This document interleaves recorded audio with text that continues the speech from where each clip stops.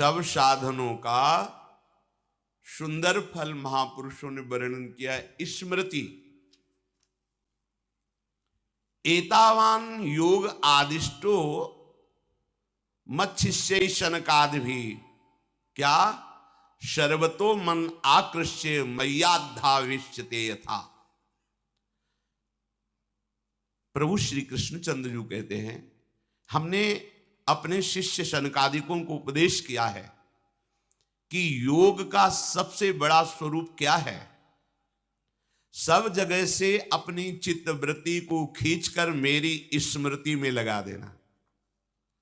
शक्रिन मनः कृष्ण पदारविंदयोर निवेशितम तदगुण रागी यैरिह न ते यमं पास भूतंच तद्भटान स्वप्नेपि पश्यन्त्यपि चीर्ण निष्कृताः।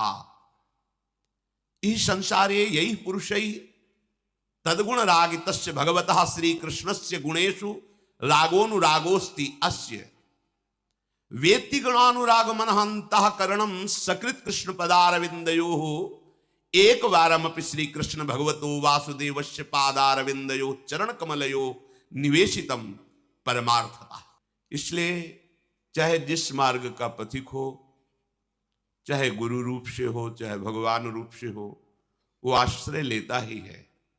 क्योंकि बिना आश्रय के ये कर्म बंधन, ये कर्म संस्कार नष्ट नहीं होते, ये भोगने पड़ते। कितना हम भोगेंगे, एक दो जन्म में खत्म हो जाने वाली बात हो तो भी है। पूर्व भंडार तो भरा हुआ ही है कर्मों का, और नवीन कर्म हमारे ऊपर से हो रहे हैं। कहीं सतोगुण की वृत्ति आई तो शुभ कर्म हो गए, रजोगुण तमोगुण बढ़ा तो अशुभ कर्म हो गए। बस इसी में हमारा पूरा जीवन जा रहा है। प्रारंभ में मन भजन में महत्व बुद्धि नहीं रखता, रुचि नहीं है, प्रियता नहीं है, तो नाशे। ये तो सही है कि आप थोड़ा ही भजन प्रारंभ करें, निश्चित आपको सुख मिलेगा, दुख का नाश होगा, अर्थात पाप नष्ट होगा तो दुख का नाश होगा। पर ये बात वंदनीय या प्रशंसनीय नहीं है, क्योंकि श्री भगवान का आदेश है मेरा निरंतर चिंतन करो। महापुरुषों ने कहा है कि निरंतर चिंतन उसी का होता है जो सबसे प्यारा होता है। वैसे सबको अगर विवेक मिल जाए और ध्यान से देखे तो सबसे जो प्यारा है वो केवल प्रभु ही है। जिस व्यक्ति से प्रभु अंतर ध्यान हो जाते हैं, वो चाहे जितना प्यारा संबंधी हो, फिर हम उससे प्यार नहीं करते, उसको नष्ट कर देते हैं, आग में जला के, धरती में समाधि दे करके, या जल प्रवाह करके, आदि आदि। अर्थात हमारा सबसे प्यारा जो प्रभु ही है। इकलौता बेटा है, वही पूरे संपत्ति का अधिकारी हो, पधार गया, अब रख लो, नहीं रख पाओगे। तुमने बेटा तो पांच भौतिक शरीर को माना था, जो अंदर था उसे तुम्हें परिचय ही नहीं है। जब परिचय नहीं तो संबंध कैसा। लेकिन वो कहते नहीं, वो जो था वो तो चला गया, अब ये तो माटी है, शव है, अब तो ये शरीर है। तो तुम प्यार किससे कर रहे थे? शरीर से नहीं कर रहे थे क्या? अब प्रश्न खड़ा हो गया। वो अनजाने में भी शरीर से प्यार नहीं कर रहा था, जो प्रभु है उन्हीं से प्यार कर रहा था। पर ये सत्संग के द्वारा जब अज्ञान का नाश हो जाता है तो प्रभु में महत्व बुद्धि करके जब हम देखते, तब हमारे अंदर निरंतर भजन की वृत्ति आती है। अभी वस्तु में, व्यक्ति में, पदार्थ में, अनुकूलता प्रतिकूलता में इतना मन महत्व कर लिया है कि हमारा भजन छूट जाता है। भजन छूटने का कारण प्रभु से बढ़कर कुछ मान लिया है, इसलिए भजन छूटता है। सच्ची बात, अगर प्रभु से बढ़कर कुछ ना माने तो भजन स्वाभाविक होगा, स्वाभाविक। क्योंकि जिससे प्यार होता है, जो सबसे प्यारा होता है, वो भुलाया ही नहीं जा सकता। वो स्वप्न में भी वही आता है, जागृत में तो रहता ही है, सुषुप्ति में भी उसी में स्थिति रहती है। जागृत स्वप्न सुषुप्ति स्फुरत में राधा पदाब्ज छटा।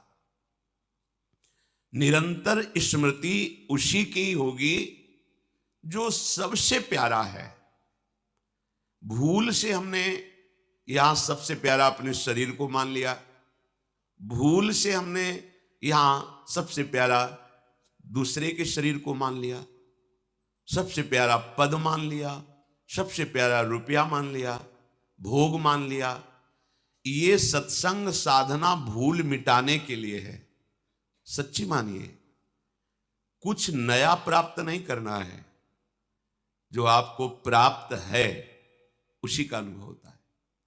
ये बात पहले समझ में नहीं आती, गुरु कृपा से जब अध्यात्म की ऊंचाई पर वृत्ति पहुंचती है तब ये समझ में आता है कि जिसे हम खोज रहे थे वो कहीं और नहीं है, वो हमारी आत्मा है। आत्मा से बढ़कर कोई प्यारा नहीं। आत्मा हरिवंश प्रगट परमानंद किशोरी महात्मानम, वो हमारी आत्मा है। ये जो हम भूल करके उसी को भूल ना मानकर सत्य माने, यही बड़ी दुर्दशा है। जो हमसे भूल हो गई, यदि हम उससे भूल मान लें तो हम मिटा सकते हैं, पर हम भूल को भूल ही नहीं मान रहे, उसे सत्य मान रहे हैं। गलती को गलती मान लिया जाए, हृदय से पश्चाताप किया जाए तो आगे आने वाली गलती रुक जाएगी। पर हम इतने चतुर बनते हैं कि गलती को भी प्रमाणित कर देते हैं कि हम गलत नहीं है, ये गलती नहीं है। सोता हुआ पुरुष तो जगाया जा सकता है, पर जो सोने का नाटक कर रहा है उसे नहीं जगाया जा सकता। ऐसे ही भूल हुई सुधारी जा सकती है, पर भूल को भूल ना मान करके उसे सत्य और गुण मान लेना, यही हमारी सबसे बड़ी दुर्दशा का कारण बन गई। ये वृत्ति जो भूल है, ना हम कभी शरीर थे, ना हम शरीर हैं, ना हम शरीर रहेंगे।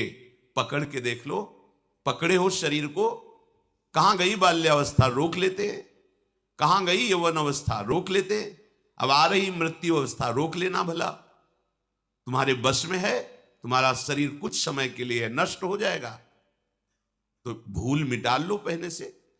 तुम्हें कोई जबरदस्ती किसी प्रिय वस्तु से अलग करे तब तुम्हारी दशा क्या होगी। और यदि मुझे पहले से पता है कि वस्तु छिन जाएगी और हम पहले ही उससे अपनापन हटा दें, तो जब छिनेगी तो आपको लगेगा हमने तो पहले ही त्याग दिया था। अंत ही तो ही तजेंगे पामर तू न तजे अब ही दे, ये सब तुझे छोड़ देंगे जिन जिन को पकड़ रखा है। फिर तेरी दुर्दशा होगी कि इनकी आसक्ति नया जन्म कराएगी। अगर विवेक है तो इस भूल को मिटा दो। अध्यात्म मार्ग भूल मिटाने के लिए है, भूल को पुष्ट करने के लिए नहीं है। हम अध्यात्म का भी प्रयोग भूल पुष्ट करने में करते हैं।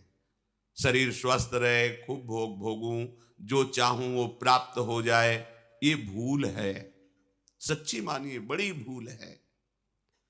इसी भूल को, इसी अज्ञान को, इसी मिथ्या भ्रम को मिटाने के लिए श्री भगवान स्वयं अवतार लेते हैं, लीला करके, उपदेश करके जीव को परम पद प्रदान करने वाले मार्ग बताते हैं।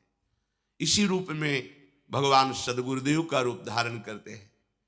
इसी भाव को पुष्ट करने के लिए विविध संतों के रूप में प्रभु विचरण करते हैं। प्रभु की कृपा का साक्षात वपु भगवत प्रेमी महात्मा जन है। तो ये जो कहा गया है कि थोड़ा समय आप भजन में दीजिए, ये आपको केवल लगाने के लिए कहा गया, नहीं तो भगवान का आदेश है निरंतर भजन करो। अनन्यस चिंतयन्तु, अनन्य चिंतन, अन्य चिंतन ही ना होने पावे। कुछ घंटे यदि हम संसारिक कार्यों में तन्मय हो गए तो पूर्व वृत्तियां संसार में रहने के कारण जो थोड़ा समय भजन में देते हैं, उस समय भी भले अंगुली पे माला चले, हो सकता है जिह्वा में नाम भी उच्चारण करो, लेकिन आपका स्मरण संसार ही रहेगा। और माला चलाने का, जिह्वा से नाम जपने का फल है स्मरण, भगवद स्मृति। गोपीजनों की महिमा शास्त्रों में परमहंसों के द्वारा वंदना करते हुए पाई गई।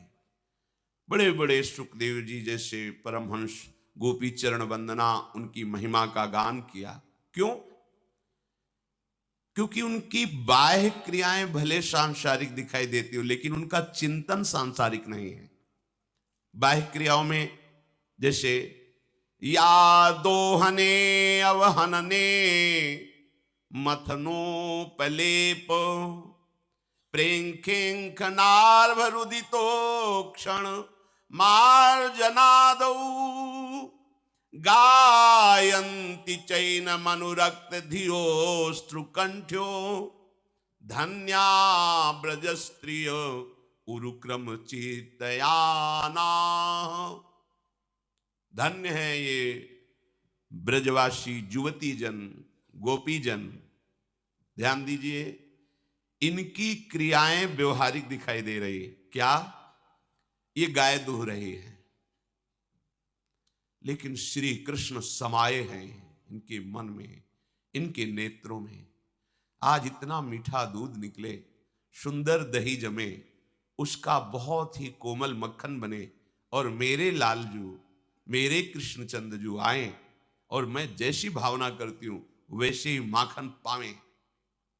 मेरे कृष्ण आज जब दुग्ध पान करें इस गाय का, तो बहुत स्वादिष्ट और मीठा लगे। पूरी भावना श्री कृष्ण में, मुरारी पादार्पित चित्तवृत्ति। या दही मथते समय प्रभु की लीलाओं का गायन कैसे करे? अश्रु प्रवाह करते हैं। मनुरक्त धियोश्रु कंठ्यो, कंठ से मधुर ध्वनि में गान कर रही हूं, आंखों से अश्रु चल रहा है, और क्रिया व्यवहारिक है।